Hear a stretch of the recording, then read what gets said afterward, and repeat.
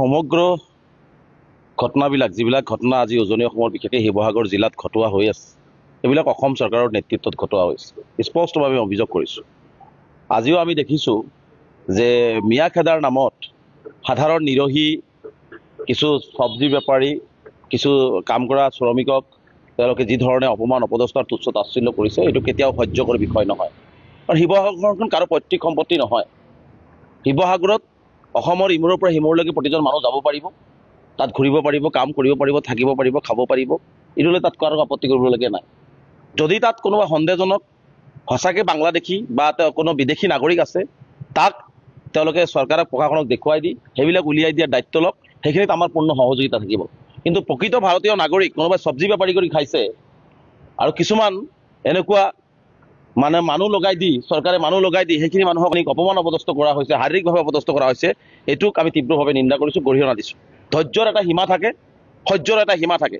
মুখ্যমন্ত্ৰী ডাঙৰীয়াক স্পষ্ট ভাষাত কৈছোঁ যে আপুনি যে কিছুমান বেপাৰী নমাই দিছে, বিজেপি চৰকাৰে যে বেপাৰী নমাই দিছে, আচলতে অসমখনত কি আপোনালোকে আচলতে সংঘাত বিচাৰি আছে নেকি? অসমখনৰ অশান্ত কৰিব বিচাৰি আছে নেকি?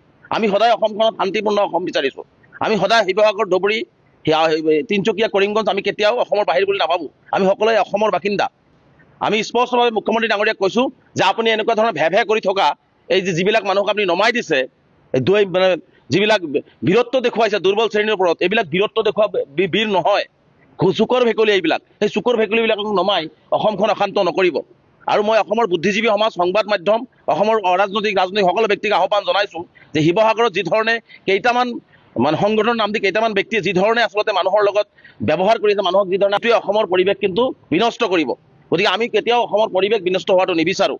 আমি সকলোৱে শান্তিৰ অসম বিচাৰোঁ, মিলাপ্ৰীতিৰ অসম বিচাৰোঁ, সমন্বয়ৰ অসম বিচাৰোঁ। গতিকে তেনেকুৱা অসমত এই ধৰণৰ কাম কৰা ব্যক্তিসকলৰ বিৰুদ্ধে কঠোৰ ব্যৱস্থা গ্ৰহণ কৰিব লাগে। আৰু শিৱসাগৰৰ বিশেষকৈ শিৱসাগৰ জিলা আয়ুক্ত, শিৱসাগৰৰ আৰক্ষী অধীক্ষকগৰাকীয়ে আচলতে তেওঁলোকৰ ওচৰত আঁঠু লৈছে নেকি?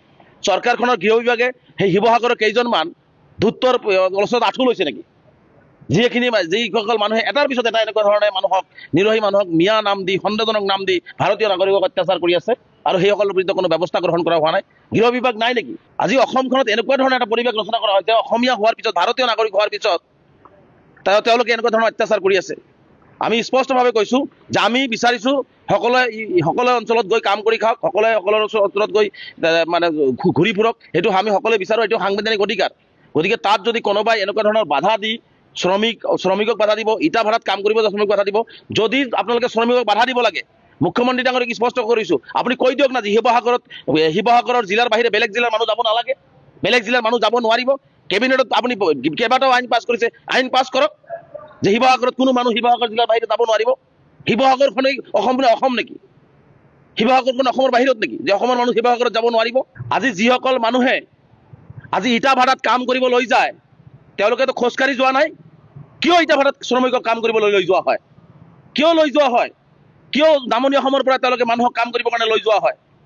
গতিকে যদি এই বীৰত্ব দেখুওৱাৰ পৰিৱৰ্তে নিজেও কাম নকৰিব, আনকো কাম কৰি খাবলৈ নিদিব বা আনকো যাবলৈ নিদিব, নিজৰ আনকৰ স্বাধীনতাক